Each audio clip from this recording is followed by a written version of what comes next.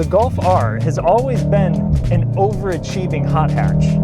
It's quicker than its competition, and it's more comfortable than its competition. But is it better than its former self? To find out, let's drive a Mark 7 back-to-back with the latest model. And as a bonus, let's have the owner of this car drive the new one to see if it's really worth upgrading. It's been about a decade since the Mark 7 was released in the United States, and many will argue that this was the peak of the nameplate. Under the hood, you're going to find VW's long-running EA888 motor, and this is going to make a ton of usable power. 292 horsepower and a curb weight below 3,400 pounds is not unheard of, but it's also about how this puts it to the ground. This all-wheel drive allows you to get on the gas earlier in a corner, and it also allows for nasty launches. You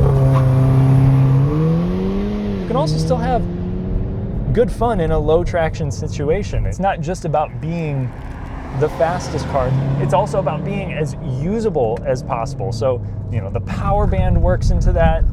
As much as it is a little boring, I mean, it's just powerful throughout the entire rev band. You don't have to, you know, take it past 4,000 RPM to get something out of it. It can send a maximum of 50% of torque to the rear. It is a Haldex-based system, so it can also switch to front drive. It's similar to what you're going to get in any other VW product, but it does have brake vectoring. It's VW's XDS differential system, which is not a limited slip differential. It is only trying to mimic one. For back roads, it'll work just fine, but it's not quite up to the par set by the WRX STI, the Ford Focus RS, and the GR Corolla now. But what none of those cars have on this is the dual clutch. So this has a 6-speed DCT. In the 2018 and 2019 model, you did get the 7-speed dual clutch, which is the same one that's in the Mark 8. The first gear is nice and short. It might not be as aggressive as the new cars with more ratios to choose from, but it takes off hard. And most importantly, and most surprising to me, is that it's really just as smooth as the 7-speed. It's smoother, maybe. And it snaps them off. It reacts to the paddles immediately. Plus, this is still a wet dual clutch, and the car that you see here has a little over 100,000 miles. It still works flawlessly. But what you may also be wondering is, how quick is it?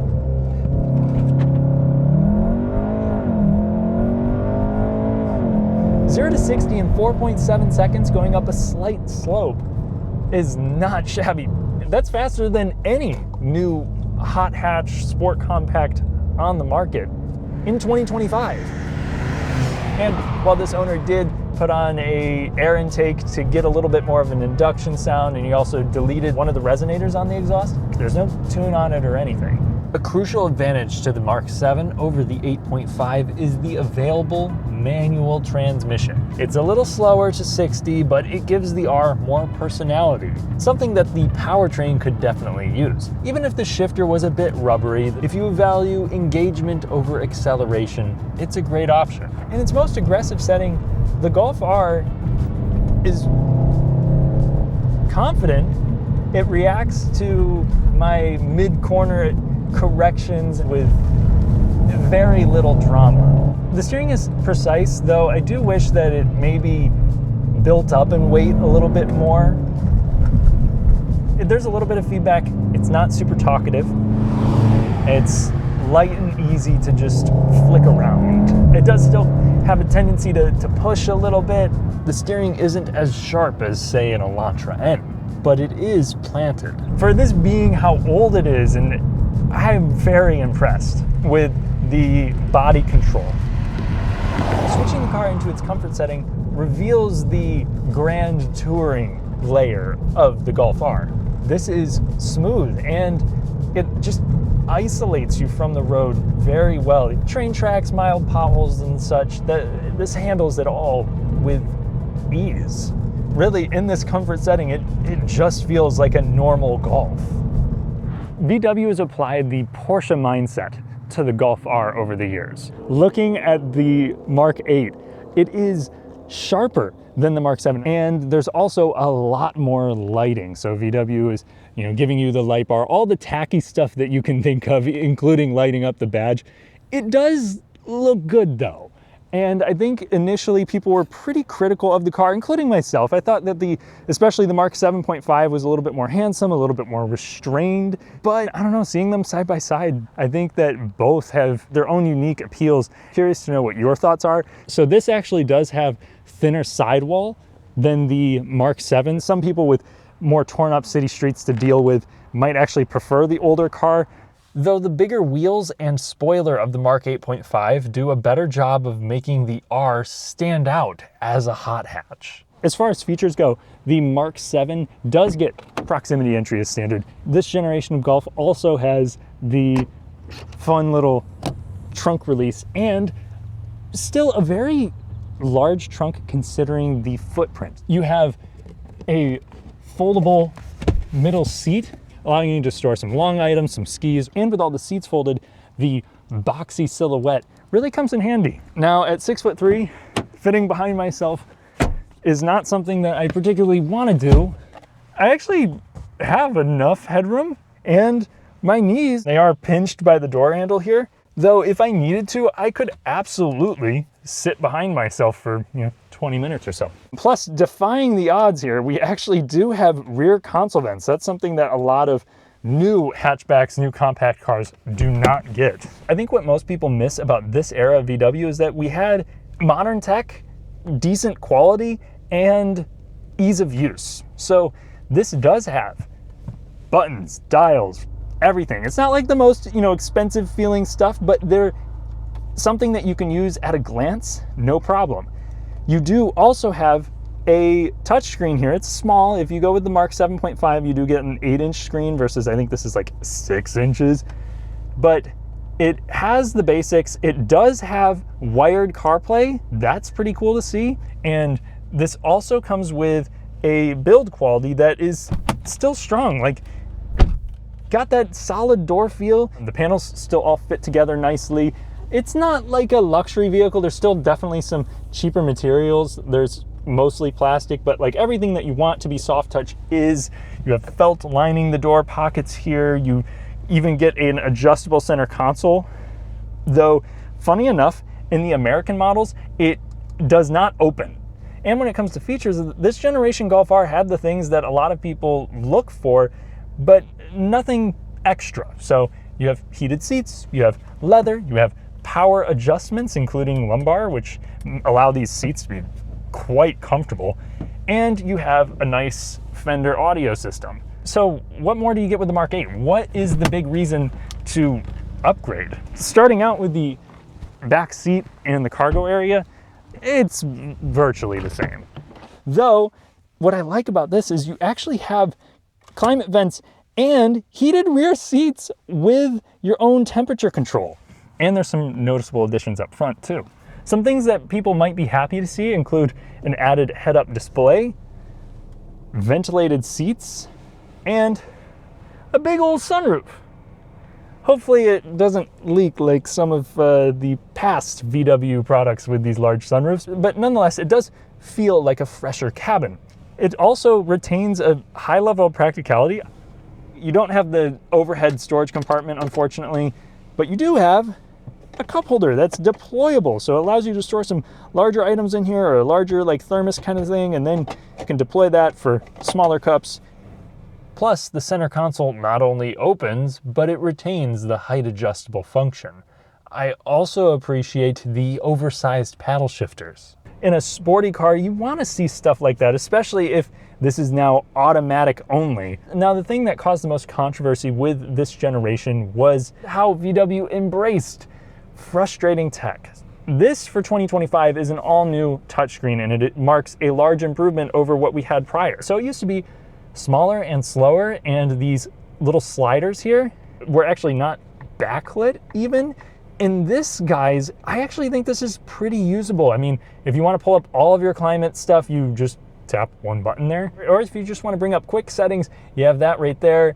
With one quick swipe, you can bring up your temperature. You can do the same for your volume. I do like having a knob so I don't have to kind of feel around as much, but this is still easy to use. I think the bigger complaint that I have are these capacitive buttons. They require a little bit more of conscious thought of like, am I pressing in the right area? It's a small grievance. I think a lot of people could get used to it, though the trendiness of the interior might age poorly. As it sits, the glossy plastics and digital controls are flaws to me, yet the quality is good relative to the competition. The panel fitment, materials, even the door thud, it's all on par with the Mk7, and I think the seats offer even better support. This is the most premium, most comfortable cabin in the sport compact world, and the tech is less frustrating than what you found with the Mk8. The old Golf R does a couple of things better than the new one, but for the most part, this just makes several small, meaningful improvements. We're absolutely going to pay for the progress. Most listings have these at about $50,000 or more. The Mk7, you can get a nice one for half that. However, I think that VW does make a strong case for upgrading if you have the means. Under the hood, you're going to find the same engine, but it's been updated. So we have an improved cylinder head. We have a new turbocharger. You're going to have 328 horsepower, and compared to that Mk7, you also have closer gear ratios. The end result is even more speed. 0 to 60 comes up in just 4.2 seconds, and I think it could even do better. This 7-speed dual clutch reacts just as quick to my inputs, if not quicker, and like the old one, there's a little clunkiness at low speeds, but most shifts feel seamless. Now, I should note that this is largely the same transmission that you'll find in the Mk 7.5. It just does not have quite as aggressive of a final drive ratio. I think a bigger upgrade to the new car than the transmission is the all-wheel drive system, at least on paper. This is no longer VW's 4Motion. This new setup can only send 50% of torque to the back, but it has the ability to dump then 100% of that rear torque to either wheel.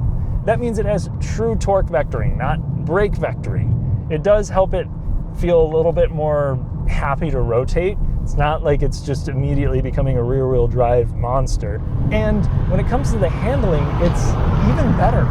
Underneath, you will see some improvements with things like an aluminum subframe up front, a completely different suspension around back, and that's going to help this feel a little bit more controlled at its limits. And the brakes have also been upgraded with stronger calipers and, by the looks of it, better cooling. So in its racy setting, the damping is very firm, yet it doesn't hop all around like a Civic Type R does, and it keeps the car planted. I've gotten the chance to drive this through autocross and even on Road America in the wet, and while maybe it's not the most grin-inducing car, it is so very capable, and it makes you feel like a better driver than you really are. I think the only problem is that in those kinds of scenarios, it does feel like there's maybe some more intervention, especially when the surface is uneven. You can feel the car pulling you in different directions under hard acceleration. The steering weight here is also heavier than it was in the Mk7, but feedback is maybe one small notch behind. I still think it's largely an improvement over the prior car. It just depends on your taste. Like the Mk7, this does have a steering rack with a progressive ratio. All that means is, as you turn in more, the steering ratio changes to become even faster, helping it feel more maneuverable. I think that this is not quite as soft as the old car, though it's just as smooth.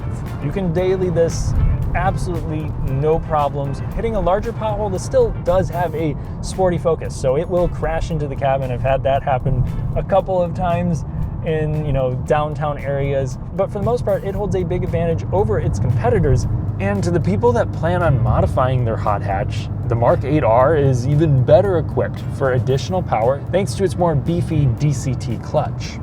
The engine also comes with upgraded high pressure fuel pump and injectors, so it can handle a little bit more power before you have to upgrade a whole lot of other things.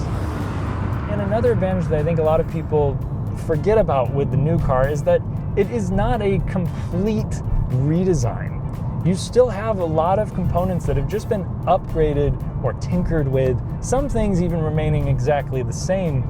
And this gives me a little bit of reassurance that the reliability, the longevity is still going to be there. VW has had a lot of common issues addressed. In the prior generation, initially there was some turbo issues. Some people had problems with their coil packs, especially in like high heat scenarios. Or they had coolant leaks from cheap plastic parts, which I think they've improved, the thermostat, for instance, but whether that has completely addressed that issue, we'll have to find out. But still, this is a performance car that I wouldn't feel scared of driving 100,000 miles, just like the owner of the Mark 7 has done himself. Here today to lend us an extra perspective on the Mark 7 versus the Mark 8.5 is the owner of the Mark 7, Aaron. Hi. What are your favorite attributes about the car that you own? I like the well-roundedness of it, the practicality, the fact that it does what it does from a performance standpoint, but on a longer road trip I can get 30 miles to the gallon. I don't get the Mustangs pulling up to me at the light trying to instigate a race. I can just kind of exist in my own little bubble. It's an if you know kind of car. Exactly. Another very important question is, do you think that those attributes translate over into the Mark 8.5? So right away when I got into this, I felt a bit more like there were eyes on me. I mean, the sharper edges, the black edition, it's very aggressive. I feel like I'm driving a Batmobile. It is flashy compared to the new car. I feel like still looking at this, and then you look at the Type R, and it's like this does still have that grown-up factor. But really, seeing them side by side, it's much more noticeable than I thought. Like, performance-wise, comfort-wise, what do you think? I'm very comfortable behind the wheel of this thing. It does feel like a more athletic brother to the Mark 7. There's little tells that this car could just do more. It's a more enhanced iteration, but in a way I feel kind of disconnected. Really? I like the feel of the Mark 7. This, I don't know, I feel a bit like there's so many systems at play. I feel a little more disconnected. I feel like I could be faster in this car. The old one is a little bit less things intruding on the experience. I could see that. I think with the old one, it kind of did feel more like a lightweight hot hatch kind of thing. It was light, not necessarily like super talkative relative to sports cars of the day or now, but like there's a really approachable factor to it that I do quite like. And another point of conversation between these two cars has been quality. And so we've discussed a little bit of that. Now that you've spent some more time in it, what do you think? I think it feels good. I think it feels premium. The tech is really cool, but You can live with this? No. And that's it's cool.